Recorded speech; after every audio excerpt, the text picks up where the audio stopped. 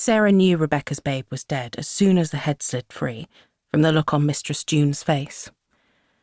She was not so long into her midwifery apprenticeship, but she'd learned what that look meant early. And by the time the first arm was out, it was obvious. This was not a baby meant to survive in this world.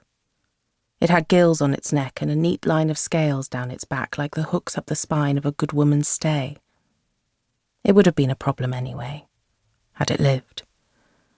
There was nothing to be done for these ones. No way to hide them. Outside, the night wind howled and shook the shutters, trying to claw its way into the room they'd finally managed to make warm. Steam rose off the pile of rags on the floor, all of them used to sop up the blood and vomit and slick fluids of the past hours.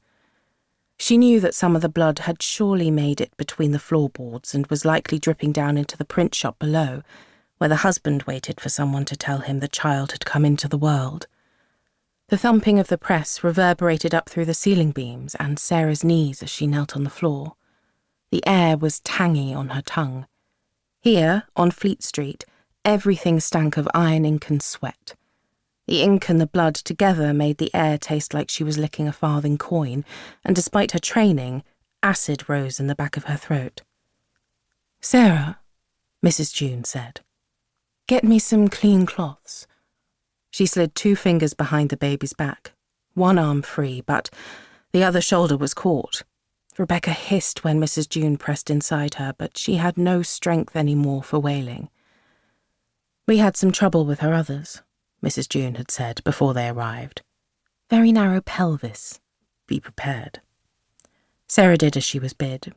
By the time she returned from the front room, where the pot of water boiled over the fire and the mother's mother and aunts waited, Mrs. June had the rest of it birthed.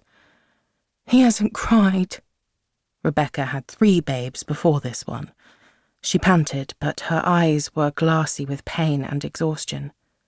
The other 3 were girls, and it was well known that her husband wished a boy for an apprentice. Mrs. June took the cloths from Sarah, clipped the baby's cord with a sharp knife she kept for the purpose, and wrapped it up with a practised hand so all but its face was hidden.